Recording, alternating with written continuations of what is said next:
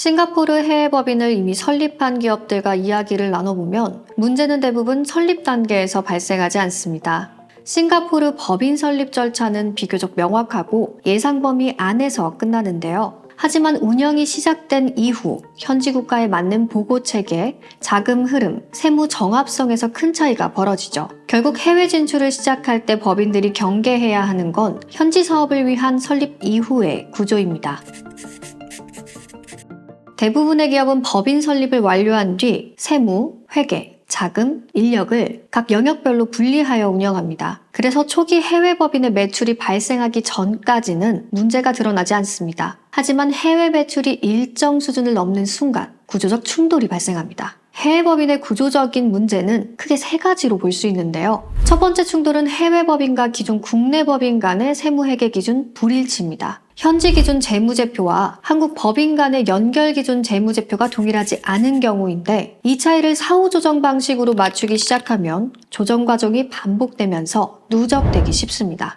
이건 단순한 회계 기술의 문제가 아니라 보고 시점이 늦어지고 숫자의 확정성이 떨어지기 때문이죠. 두 번째 충돌은 해외 법인의 자금 흐름입니다. 예를 들어 해외에서 발생한 이익이 현지에 유보되는지, 배당으로 이전되는지, 그리고 이전 가격 구조로 한국에 이동되는지 이 모든 것들이 처음부터 설계되어 있지 않으면 해외 법인의 이익은 존재하지만 한국 법인의 현금 흐름에는 즉시 반영되지 못합니다. 이때 발생하는 문제는 수익성 리스크라기보다 유동성, 가시성의 리스크입니다. 실제로 구조가 없는 해외 법인은 사업이 성장할수록 대표의 통제 가능 범위는 오히려 줄어들게 됩니다. 세 번째는 해외 법인의 자금 승인 및 통제가 잘 되지 않는 점입니다. 현지 법인의 지출 승인 권한과 한국 법인의 통제 권한이 명확하게 연결되어 있지 않으면 운영은 분산되고 책임은 집중됩니다. 이 구조는 감사 대응과 세무조사에서 가장 먼저 노출되기 때문에 문제가 발생했을 때 왜 이렇게 처리되었는지를 즉시 설명하기 어려운 구조가 만들어집니다.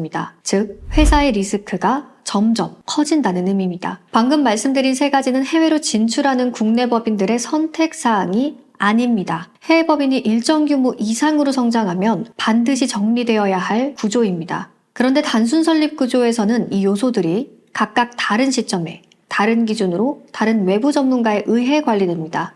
이게 해외법인 운영이 흔들리는 가장 근본적인 원인입니다. 반면 해외법인 BPO의 본질은 해외법인을 설립만 해주는 것이 아닙니다. 설립 단계에서부터 현지 회계 기준의 정합성, 자금 기속 설계, 승인 및 통제 구조를 동시에 통합하여 설계하는 방식입니다. 해외법인이 독립적으로 움직이는 구조가 아니라 한국 법인의 연결 구조 안에서 운영되도록 만드는 구조입니다. 이러한 통합 설계는 글로벌 회계법인들이 여러 국가의 법인을 동시에 관리하면서 발전시켜온 구조이기도 합니다. 이렇게 처음 해외 법인을 설계할 때 사업 목적에 맞춰 현지 세무 전략, 자금 흐름, 국내 법인과의 관계 구조까지 함께 설계되어 있다면 국가에 따라 법인세 감면 등 외국인 법인 혜택도 적용받을 수 있습니다. 이 차이는 단기적으로는 보이지 않지만 해외 법인의 매출이 증가할수록 재무보고의 속도, 자금 회수 가능성, 투자 협상력에서 점점 더 큰 차이를 만들어냅니다. 정리하자면 해외법인 BPO는 설립 단계부터 국가별 세제 구조와 해외 자금 흐름, 세무 회계 체계를 하나의 내부 통합 구조로 설계하는 방식입니다. 대표자가 직접 모든 영역을 관리하지 않아도 해외 사업이 구조 안에서 안정적으로 운영되도록 만드는 것이 이 구조의 핵심입니다.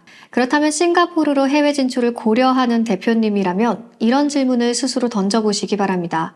우리 법인의 해외 진출은 설립 이후의 내부 구조까지 정확히 준비되어 있을까요? 많은 대표자들이 해외 진출 과정에서 겪었던 구조적 문제를 처음부터 설계 단계에서 정리하는 방식이 해외법인 BPO라고 볼 수 있습니다. 오늘도 영상 봐주셔서 감사합니다.